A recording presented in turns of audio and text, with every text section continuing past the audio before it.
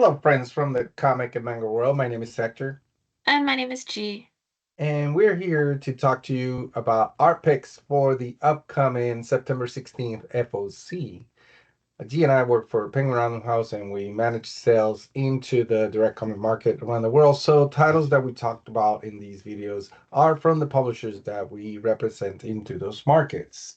Also, note we are on social media. You can find us on obviously YouTube, but also on Instagram, X, Twitter, and Facebook. You can find us under at PRH International Comics, but we'll leave some links in the description below for you. So without further ado, let's start with our first pick, and I think it's one of yours, right? Yes, the first pick is mine. It is by a thread written by Scott Snyder, Jack Snyder, and yes, illustrated by Valeria Favocia, and with colors by Whitney Koger. And this one was it it reminded me of meeting Scott Snyder for the first time as a fan at a convention because at the time it was surprisingly a short line, and he was talking about his son and how proud he was of his son who was interested in writing. And so he was talking about that. And it just like gives me a heartwarming feeling to know that it's Scott Snyder with contributions and collaborations from his son, Jack Snyder, on this first collaboration that they've done together on this graphic novel. So it reminded me, wow, that was a really long time ago. So son's probably a lot older since then. And so I thought it was just cool that we have both a father and son team together for this title. It's like a post-apocalyptic adventure. It's set 13 years ago, 13 years in the past, where a deadly and mysterious infection spreads across the Earth's terrain. So basically, humankind is forced to live in communities like built above ground, and they have to form these communities to survive. To survive. And so, growing up, this character named Joe, who could barely remember the time before the apocalyptic events, before the darkness that has enveloped the world. And so, um, when the community comes under attack, Joe and his friends must decide on whether or not they should venture out across the unknown, across the wasteland, with the potential of dying, because like there is that huge mystery there. Are you going to survive to find another safe haven? Is it better to stay where you are? And the world is like hanging in this balance by a thread, hence the title of this story. And so, yes, I highly recommend picking this up on your FOC this week. Yes. Next, we continue with the cover picks, and the first one is mine is Avengers Assemble #2. This is a Scott Kolish variant. Oh my God, this is such a cool cover. There's so much going on, and in this title, if you know, with issue one just coming out, I believe this week, just came out. Captain America, Hawkeye, Night Treasure, the whole team are going to New England, and an England town tormented by radioactive ghosts and of super apes. But there's also some other mysteries happening, and then for some reason, Red Ghost is in Massachusetts also. So here, I am looking at a sort of a bigger version of it on my other screen because there's so much going on. I'm not gonna be able to describe everything, but there's like She-Hulk is right there up there fighting. Red Ghost is that line of like sort of rainbow line that's Red Ghost also fighting through the house. There you can see the kitchen, you can see sort of the control room, you can see the basement. There's stuff going on. Tony Stark and somebody else are walking in the door. They have no idea that this is all happening inside. It's so much detail. And if you know Scott Covlish and his art, you know he does amazingly with these very detailed covers with a lot of characters in them. And recently with the new number ones for X-Men, he did a whole series of wraparound covers with I think he ended up doing every single X-Men in existence, probably. But if you look at X-Men and Uncanny X-Men and Exceptional X-Men number one, there's a Scott Colish the wraparound version. Also, he did a for Fantastic Four. He did a couple of connected wraparound covers with 700, totaling 700 characters in them. So I mean, he does other stuff, and I don't want to say this is the only stuff. Obviously, Scott Covers has done a lot of that, but then lately he's been doing these with a lot of characters in them, and this is something great and new. And I love whenever an artist does this, where you have so much happening in one big scene, and instead of eh, there's a lot to look into, so many details. So it makes you come back to take a look at the cover, which is great. Next up, I have a Blood Hunters issue number 3, with the variant by Emma Lipatino. And this one, so issue number 1 is already out, and it's it's pretty much a team up with Dagger and Bloodstone and Hollow's Eve, and this is occurring after the events of Blood Hunt. And I just picked it because Yeah. for obvious reasons, this gruesome scene with cute paw prints. Looks like the cat circled around before Yeah. getting into position before licking some blood. Yeah. And I just love the adoring expression on Elsa's face. So Yeah. It's like, aw, he's so just eating cute. the bloody food in his bowl. Awesome. And next up, oh my God, Godzilla's Masterpiece Theater number one, variant B by Tom Scioli, the Italian artist and writer. He's the author, illustrator, and does this cover um, for this book. And yes, as the title suggests, when you see Masterpiece Theater, Godzilla versus Gatsby, that's what it is. You're getting a version of Great Gatsby with some other characters from literature that you're gonna find in there sprinkled throughout the story, and they team up eventually, trying to survive an attack of Godzilla on New York. So this is so cool, but I especially love this cover because it is a homage to one of the classic covers for The Great Gatsby. There's so many covers for Great Gatsby now because a few years ago it went on, what do you call it, public domain. So now a lot of publishers are doing it and they're doing their own covers. But this is the one cover. If you look at the classic cover, that the cover that I had when I grew up, when I had to read it in high school, this is it, but with Godzilla in it.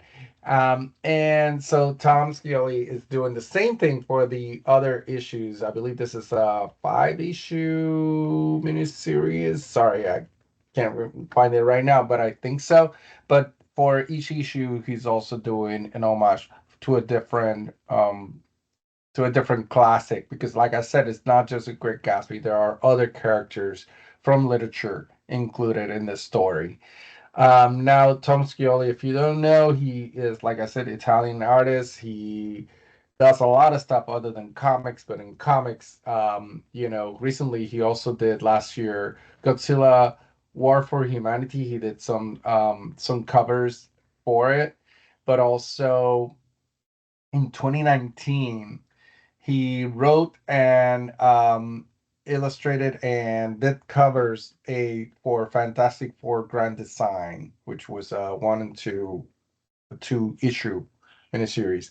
Very, very cool. In the same sort of, and I gotta say, the illustrations inside are amazing because he's such a great artist, but he's also able to make it look sort of timely because it's supposed to be like the 1930s, 1940s. So it looks like the illustrations are, the backgrounds and everything from that time, but it also looks like a comic from that from from that era. So it's very, very cool.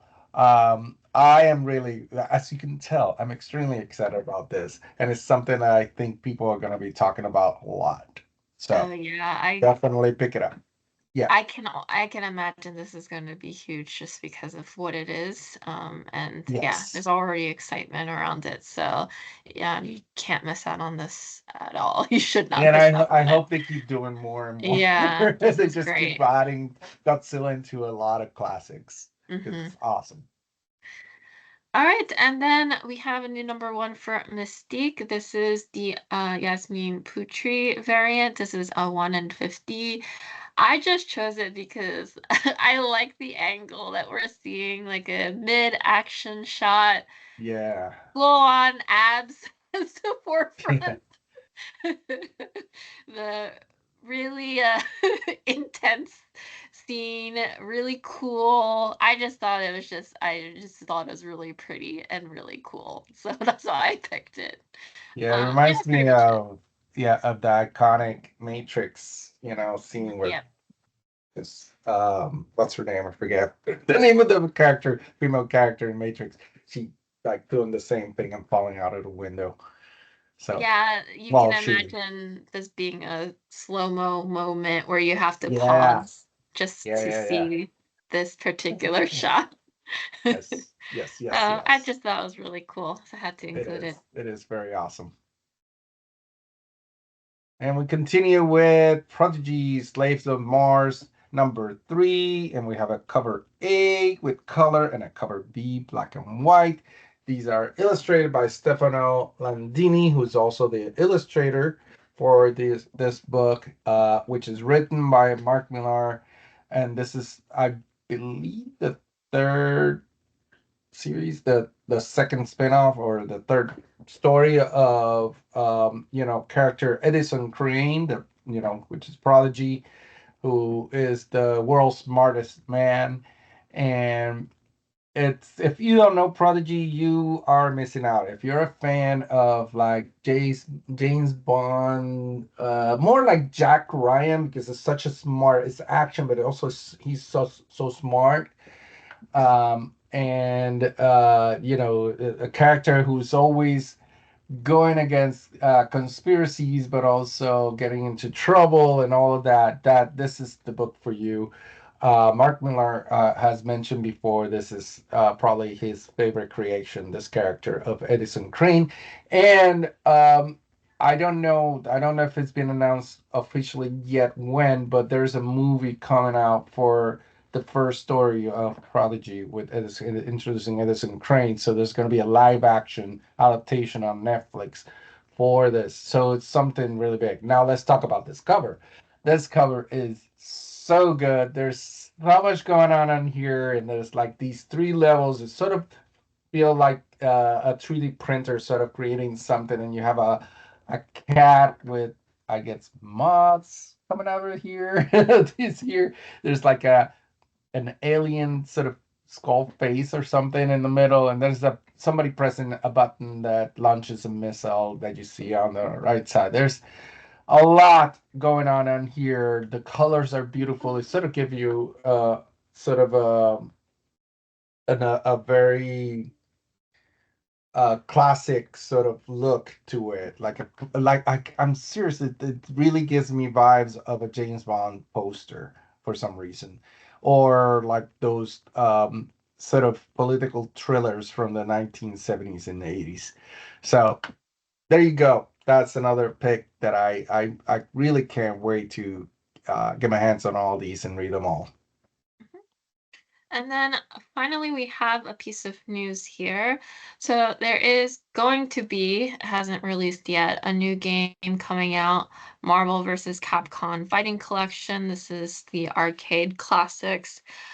So to basically coincide with the release of the game, we also have this like crossover comic that you Mhm. could pick up. So basically, it will feature artist Bengus with like character illustrations for this like new line of variant covers this December on various like issues that you see listed here. I'm not gonna name them all, but you can pause and take a look. Like we'll have the variant cover for Avengers 21, Amazing Spider 64, for example, and so on. But some of the characters will be 11 variants. Clearly, you can see we have one for Storm, Spider-Man, Captain America. Switching to this slide with Iron Man and Wolverine, Rogue, it continues on with Venom, Thanos, Doctor Doom, and then we have Psylocke and Cyclops. So really cool. I like the design. It's very much in line. Like you can tell that it's a Capcom Yeah. crossover with Oh, it's Marvel by with the Bangers. art. So yeah, yeah, because it's the Yeah, it's artist. Yeah. it very much screams it, which Yeah. obviously that's the obvious um comment there, but I thought it was really cool. So be on the lookout for these. Yeah, and these are great, not just for fans of Marvel, not just for fans of Capcom. I think in general, if you're a comic fan, these are very, very beautiful illustrations of these characters. But I am a big Capcom Marvel versus Capcom fan, and I used to play.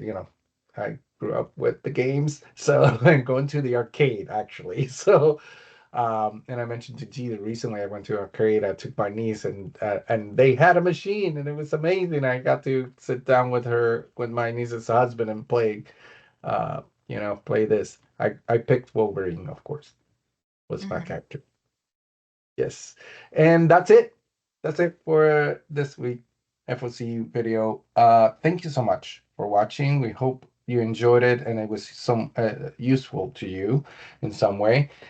We are on social media, like I mentioned before, so make sure to check us out on there at PRH International Comics on Instagram, on X, Twitter, on Facebook, and of course YouTube. Follow us, like, subscribe, comment, do all the fun stuff that you do in the social media. And we hope you come back. So thank you so much. Take care. Hi, Bye. everyone.